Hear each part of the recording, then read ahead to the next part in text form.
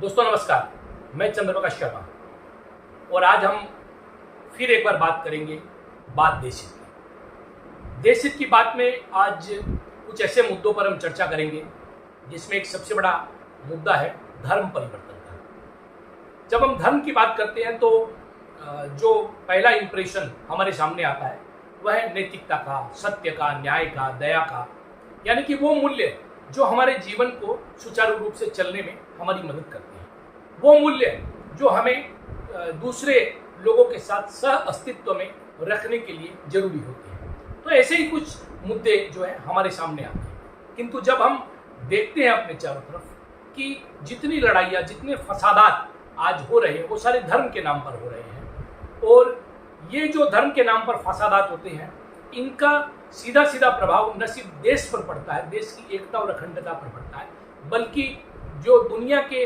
अलग मुल्क हैं, जो विकसित देश है या जो दूसरे डेमोक्रेसीज है, वहाँ पर भी हमारे देश भारत का नाम खराब होता है। अभी ऐसा ही कुछ एक मामला जो है जम्मू एंड कश्मीर से आया।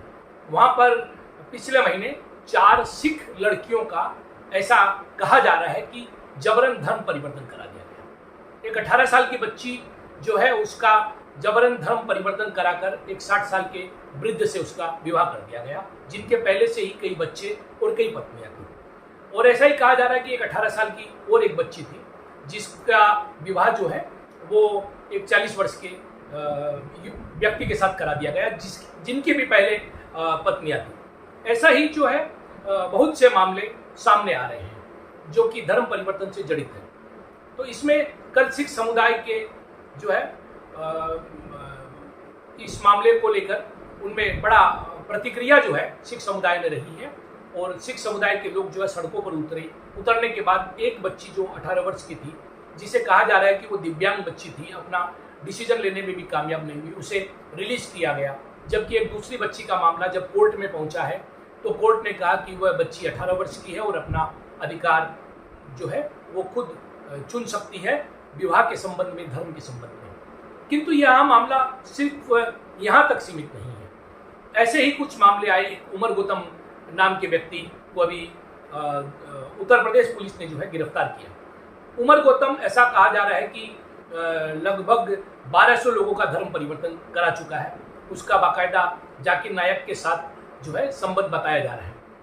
यह जाकिर नायक वही है जिनकी फिलोसफी जो है उसको सुनकर, इस्लाम के बारे में जो फिलोसफी है उनकी, उसको सुनकर बांग्लादेश के कई युवक प्रभावित हो गए थे। फिर उन्होंने वहाँ पर एक रेस्टोरेंट में जो है हमला किया था, जहाँ में बहुत से लोग मारे गए, जिनमें भारतीय मूल की बच्ची भी थी। तो इस प्रकार की जो घटनाएं हैं, ये घटनाएं हमारे सामने अक्सर आती रहती हैं। उमर गौतम पर भी आरोप है कि वो अपने इस रैकेट के साथ, जिसमें एक जाकिर नायक का बहुत नज़दीकी व्यक्ति है बिलाल फिलिप, वह भी उनके साथ मिला हुआ है और इन्हें फॉरेन फंडिंग हो रही है। तो हमारा देश का जो संविधान है, उस संविधान की जो आर्टिकल 25 है, वह हमें अपने धर्म का प्रचार और प्रसार की आज़ादी देता है। किंतु प्रचार और प्रसार की आज़ादी का मतलब यह नहीं है कि हम धर्म का प्रचार प्रसार जो है वह लोगों को लालच, लोभ, प्रलोभन या धमकी के द्वारा करें, यानी कि इंड्यूसमेंट, थ्रेटनिंग, इन चीज़ों के द्वारा जो है इंटिमिडेशन करके हम अपने धर्म का प्रचार नहीं कर सकते, और यह इलीगल है। और इस चीज़ को लेकर बहुत मांग भी उठ रही है, और खासकर कई राज्य जो है वह एंटी कन्वर्जन लॉ अपने राज्यों में लागू कर चुके हैं। किंतु ये जो एक एंटी कन्वर्जन लॉ है, यह एक पीसमील तरीका है कि भाई हर राज्य अपना अपना लागू कर रहे हैं। अभी पूरे देश में ऐसी डिबेट चल रही है कि यह कानून जो है वो पूरे देश स्तर पर एक समान रूप से कानून लागू होना चाहिए, जहाँ पर जो है धर्म परिवर्तन अगर किसी महिला का किया जाता है और उसे शादी के पहले या शादी के लिए धर्म परिवर्तन आवश्यक माना जाता है, तो ऐसी स्थिति में उसके जो है परिवार वालों की, कोर्ट की इस प्रकार माने जो है आपको अनुमति लेनी जरूरी है। यानी कि शादी करने के लिए धर्म परिवर्तन को आधार बनाना गैर कानूनी माना जाए, और शायद माना जाता भी है। हालांकि हमारे यहाँ स्पेशल मैरिज एक्ट है, जिसके तहत 2 इंटरफेथ माने अलग अलग धर्म या अलग अलग आस्था रखने वाले लोग विवाह कर सकते हैं, किंतु वहाँ पर धर्म परिवर्तन जो है यह प्री कंडीशन नहीं होती। किंतु बावजूद इसके देखा जा रहा है कि एक अंतर्राष्ट्रीय स्तर पर एक ऐसा जो है गिरोह चल रहा है, एक ऐसा सिंडिकेट चल रहा है जो यहाँ पर फॉरेन फंडिंग करता है विदेशों से। खासकर ऐसा आरोप लग रहा है कि अभी कतर से बहुत बड़े पैमाने पर फंड आ रहा है, जिसमें पाकिस्तान के ISI का भी रोल बताया जा रहा है, और धर्म परिवर्तन का एक मुद्दा जो है पूरे देश में खड़ा किया जा रहा है। हालांकि इसमें विपक्ष और जो अन्य इस्लामिक स्कॉलर है या जो कथित रूप से सेकुलर या लिबरल लोग हैं, उनका कहना है कि उत्तर प्रदेश के चुनाव को लेकर भारतीय जनता पार्टी की सरकार इस प्रकार के जो है ये मुद्दे उठा रही है। किंतु मेरा यहाँ पर कहना है कि यह मामला किसी सरकार के बनने या सरकार के गिरने से ज़्यादा बड़ा है। ये कौन लोग हैं यह भी समझने की जरूरत है जो धर्म परिवर्तन के नाम पर राजनीति करते हैं, धर्म परिवर्तन के नाम पर एक गिरोह चला रहे हैं, धर्म परिवर्तन के नाम पर अपने घरों को भर रहे हैं, और धर्म परिवर्तन के नाम पर इस देश की जो एकता और अखंडता है, लोगों के बीच में जो भाईचारा है, उसे नष्ट करने में लगे हुए हैं। यह कौन लोग हैं जो देश में सांप्रदायिक राजनीति जो है उसको जो है आप ये बोले कि एक गारा प्रदान कर रहे हैं, एक एक्सक्यूज दे रहे हैं उस राजनीति को पनपने के लिए, उस राजनीति को आगे बढ़ने के लिए। तो इन लोगों को ढूंढा जाना चाहिए। कई लोगों की गिरफ्तारियां भी इस मामले में हुई है। उमर गौतम के बाद में उनके बयानात पर कई लोगों को पकड़ा गया है, और इसमें यूपी पुलिस लगी हुई है। निश्चय इसमें मामले सामने आएंगे, किंतु ये मामला यहीं तक सीमित नहीं है। पूरे देश भर में ऐसा माना जा रहा है कि ऐसे कन्वर्जन रैकेट चल रहे हैं जो मेजोरिटी जो हिंदू समुदाय है या सिख समुदाय के लोग हैं, तो उन लोगों को टारगेट करते हैं। इसमें क्रिश्चियन मिशनरियाँ भी पीछे नहीं है। क्रिश्चियन मिशनरियाँ भी जो कमजोर लोग हैं, यहाँ तक कि जो दिव्यांग लोग हैं, उन लोगों को भी धर्म परिवर्तन के लिए जो है विभिन्न प्रकार के प्रलोभन देती है। तो ये एक गंभीर समस्या है इस देश में। सब लोग अपना अपने धर्म का पालन करें, प्रचार प्रसार करें, इसमें किसी को आपत्ति नहीं। किंतु जब आप किसी पर दबाव डालकर, किसी को लालच देकर या किसी अन्य प्रकार से जब उसका धर्म परिवर्तन कराते हैं, तो ये हर प्रकार से गैर कानूनी है। जैसा कि हमने देखा कि एक उमर गौतम के रैकेट ने एक दिल्ली के यादव परिवार के बच्चे को कन्वर्ट किया, उस बच्चे को नौकरी का झांसा दिया गया, उस बच्चे को शादी का झांसा दिया गया, फिर उसका धर्म परिवर्तन किया गया। तो ये सारी चीज़ें जो है ये बहुत गंभीर है, और इससे दो समुदायों के बीच में आपसी जो ट्रस्ट है वो और कमेगा, और इससे लाभ जनता का किसी हाल में नहीं होगा, लोकतंत्र का लाभ नहीं होगा। इससे लाभ कुछ मुल्ला मौलवी को हो सकता है, इससे लाभ कुछ अन्य जो सांप्रदायिकता की राजनीति करते हैं उन लोगों का लाभ हो सकता है। आम आदमी को अल्टीमेटली इसमें तकलीफ ही होगी। तो यह एक गंभीर मुद्दा है, और इसको भारत सरकार को चाहिए कि इसमें बिना किसी राजनीतिक स्वार्थ के जो है इस पर एक कानून लाया जाना चाहिए, और यह कानून देश भर में लागू हो। किसी भी संप्रदाय को दूसरे संप्रदाय के लोगों पर जबरन अपना धर्म थोपने की स्थिति से रोका जाना चाहिए। यह एक बहुत बड़ा मुद्दा है। और दोस्तों, यहाँ पर एक और बात है, जो बात सीधे हमारे देश के हित से जुड़ी हुई है, देश की सुरक्षा से जुड़ी हुई है। जैसा कि हमने देखा कि अभी हाल ही में जम्मू में एक एयरबेस पर ड्रोन के द्वारा हमला किया गया। ऐसा कहा जा रहा है कि ड्रोन से जो हमला हुआ, उन ड्रोनों से करीबन 2 से 5 किलो तक का एक्सप्लोसिव जो है वो ले जाया गया और ड्रोन से हमला किया गया। ये तो सौभाग्य की बात है कि वहाँ पर इससे कोई जान माल का नुकसान नहीं हुआ, जान माल का नुकसान नहीं हुआ, और ये जो ड्रोन का हमला है ये कहीं सीमित रह गया। लेकिन ये सौभाग्य हमेशा हमारे साथ नहीं हो सकता है। ऐसा भी हो सकता था कि जिस प्रकार से एयरबेस पर हमला किया, वहाँ कोई तेल का डिपो हो सकता था या कोई एयरक्राफ्ट हो सकता था। तो ऐसी स्थिति के अंदर में हमारे ऊपर में यह एक बहुत बड़ा जो है हमला और बहुत घातक हमला सिद्ध हो सकता था। हालांकि हमले के परिणाम कम होने के बावजूद भी इस हमले को कम कर नहीं आंका जा सकता। इस मामले में जो विशेषज्ञों की राय है वह कहती है कि ये जो रडार होते हैं, जो बाहर से आने वाले वायु सेना के जो आपके विमान होते हैं, युद्धक विमान होते हैं, उनको पकड़ने में सक्षम होते हैं, किंतु उनकी जो रेंज होती है वो 13-14 किलोमीटर छोड़कर होती है। तो 13-14 किलोमीटर के दायरे को छोड़कर होने के कारण इन रडारों के द्वारा ये जो ड्रोन है जो 200-300 मीटर ऊपर तक उड़ते हैं, तो ये ड्रोन इनको पकड़ पाना इन रडारों के लिए संभव नहीं होता, इसलिए इस प्रकार के हमलों को अंजाम दिया जाता है इनके द्वारा।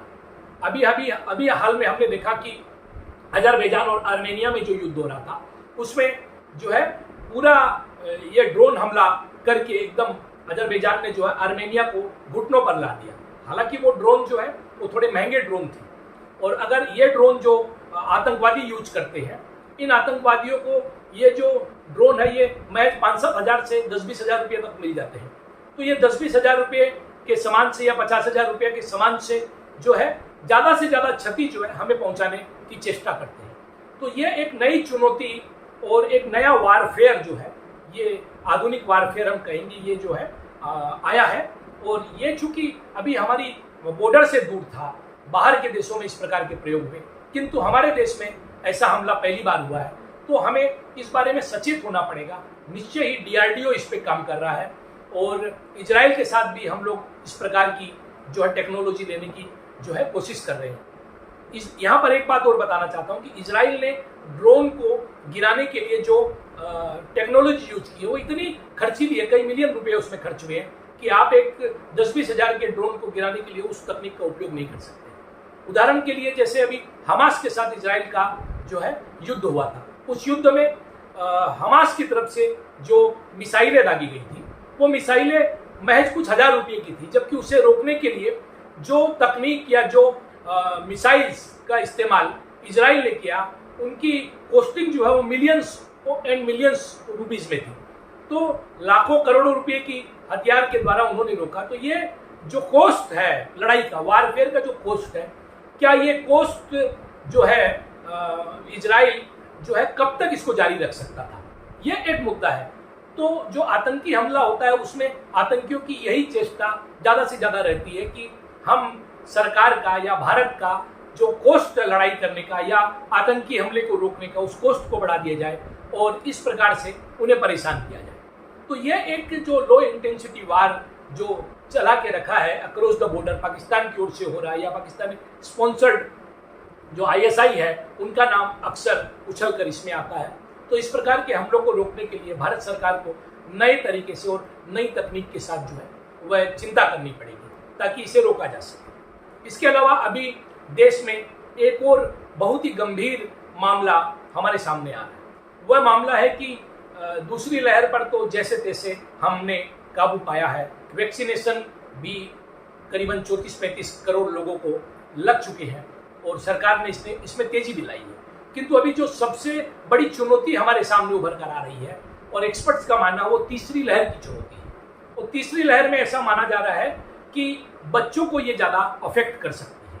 अभी देश भर में जो है 12 से 14% बच्चे बोले दूसरी लहर में जो है वो अफेक्ट हुए हैं, जो पहली लहर से ज़्यादा है। और चूंकि अभी तक बच्चों के लिए कोई वैक्सीन नहीं आई है और बच्चे को वैक्सीनेटेड नहीं किया गया है, तो ऐसे हालात में क्या बच्चे आने वाली जो कोविड की तीसरी लहर है, जो संभावित लहर है जिसके बारे में एक्सपर्ट कह रहे हैं, तो उससे ज़्यादा प्रभावित होने वाले हैं क्या? अगर ऐसी स्थिति होती है तो ये बहुत ही गंभीर स्थिति है और इस स्थिति को भारत सरकार दूसरी लहर के जैसे नहीं छोड़े। जो ऑस्ट्रिच अप्रोच, हमने जो शुतुरमुर्गी रवैया अपनाया था, एक्सपर्ट की वार्निंग के बावजूद भी भारतीय स्वास्थ्य मंत्रालय या भारत के प्रधानमंत्री जो है इस मामले को लेकर गंभीर नहीं हुए। चुनावी रैलियां पूरे देश भर में जारी थी, सभी राजनीतिक दल जीत और हार की राजनीति में लगे हुए थे, जिसका परिणाम हुआ कि कौन जीता कौन हारा ये अलग बात है, किंतु देश की जनता जो है बड़े पैमाने पर हारी, बड़े पैमाने पर मौत हुई और अभी भी कहीं ना कहीं हो रही है। कुछ राज्य अभी भी ऐसे हैं जहां पर लाख से ऊपर एक्टिव केसेज आज भी है। तो भारत सरकार को इस ओर भी ध्यान देना पड़ेगा कि इस बार मामला बच्चों का है और ये स्थिति बहुत गंभीर हो सकती है। इसीलिए तीसरी लहर आने के पहले जो है हमें इस बारे में सचेत होना पड़ेगा। और जैसा कि सुनने में आ रहा है कि अभी जाइडस की जो है बच्चों के लिए एक वैक्सीन शायद आ सकती है, जुलाई महीने के दूसरे सप्ताह में शायद ऐसी कुछ आने की बात है। अगर ऐसा कुछ होता है तो सरकार को अभी से सचेत होकर ज़्यादा से ज़्यादा संख्या में बच्चों को वैक्सीनेट करने की चेष्टा करनी चाहिए, अभी से ऑर्डर प्लेस करने चाहिए ताकि हमारे पास सफिशिएंट स्टॉक मौजूद हो और हम बच्चों को जो है सुरक्षित रख सकें। तो ये सब बातें हैं और भी बहुत सी बातें आपके साथ हम बीच बीच में करते रहेंगे। असम का बजट आ रहा है और इस बजट पर भी हम बात करेंगे। 1 महीने तक असम का मानसून सत्र चलेगा, तो इस पर भी हम लोग बातचीत करेंगे और भी देश हित के बहुत से मुद्दे जिन पर बातचीत करते रहेंगे। आप लोग जुड़े रहें, बेल आइकन दबाकर सब्सक्राइब करना न भूलें। कृपया सब्सक्राइब करें, शेयर करें, ताकि हम आपको एक निष्पक्ष पत्रकारिता के जरिए निष्पक्ष जो विचार है वो आपके सामने रख सकें और देश हित की ये जो बातें हैं हम सब मिलकर कर सकें, जिसमें न कोई पक्ष हो न कोई विपक्ष हो, बात सिर्फ देश हित की हो। धन्यवाद, नमस्कार।